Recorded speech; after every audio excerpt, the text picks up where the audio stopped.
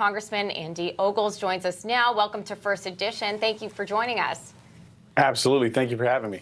So your bill is so incredibly timely, especially ahead of the debate. I read one poll, actually by the Daily Mail. They said over 70% of Americans believe that both candidates actually should be tested. But specifically, we're talking about Joe Biden here. Do you think your bill will pass? Well, to be determined, but, this is an important conversation that we have to have on behalf of the American people. We know the president is in cognitive decline. You see it on full display. There's periods where he's lucid and there's periods where he gets lost on a stage. I mean, goodness gracious. And so if he's taking mind-altering drugs, the American people have to know. And I've talked to physicians and I've talked to pharmacists that say that a lot of individuals that are on these type of cocktails also have a very strict and regimented sleep schedule. So my question is are there periods of time where he's induced sleep? Are there periods of time where we don't have a commander-in-chief? I want to know. I think you want to know, and the American people deserve to know. Are there other ways or paths or avenues that could be explored to try to get some type of drug testing done? Maybe through the Federal Election Commission. What are your thoughts?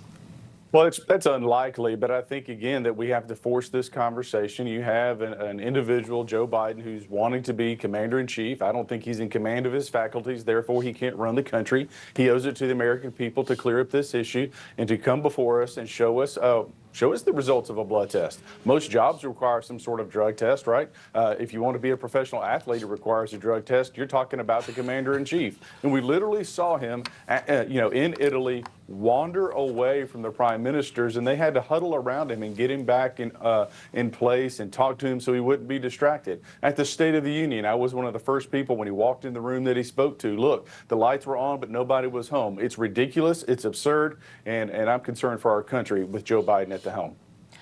We are too, especially given what we're seeing on the national stage. I mean, even Congressman Ronnie Jackson from Texas, who was once the White House physician, is now demanding Biden submit a drug test before the debate on Thursday. His request says in part, quote, "I demand that you submit to a clinically validated drug test in order to reassure the American people that you are mentally fit to serve as president and not relying on performance-enhancing drugs to help you with your debate."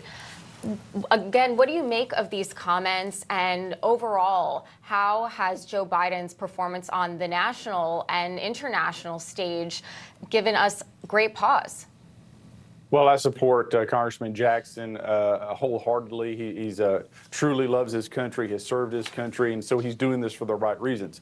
As far as Joe Biden's performance, I think it's on full display. We have a conflict between Russia and Ukraine because of Joe Biden. We have the attack on Israel because of Joe Biden. You have parts of Africa that are on fire because of Joe Biden. And you see China doing the saber rattling and being aggressive towards Taiwan. Why? Because of Joe Biden. We are less safe today because of this administration and because of Joe Biden. The world knows that he's weak. The world knows that he does not have control of his faculties. And I demand that he submit to a drug test. My mind goes back to when I started on Wall Street in 1989. That entry-level job as a margin analyst, I had to take a drug test, a lie detector test, and it was an entry-level job.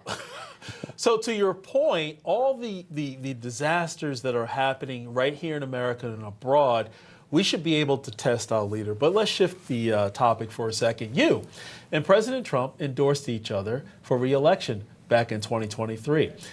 You even traveled to New York to support the former president during his paperwork trial. So you're pretty close to President Trump. Can you share with our viewers your thoughts of the relationship and describe how close you are to President Trump and what that means going into the next administration should he win? Well, I can tell you, over the last few weeks, I've been with the president twice, Donald Trump, and he's in good spirits. He's ready to fight, and he's ready to win. And when you look at the polling across the country, he's winning in the battleground states.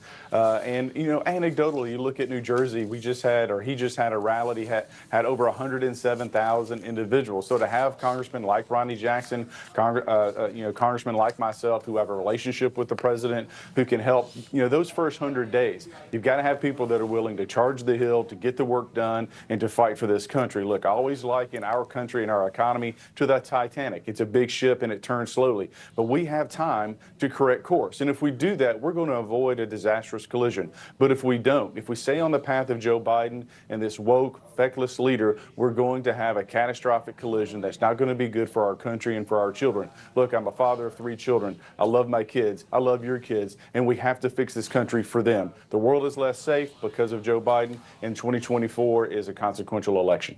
Absolutely. And I love the title of the bill, No Juicing Joe Act. Love it. We'll be watching the bill closely. Congressman Andy Ogles, thank you so much for joining First Edition today. Thank you, and God bless. You too.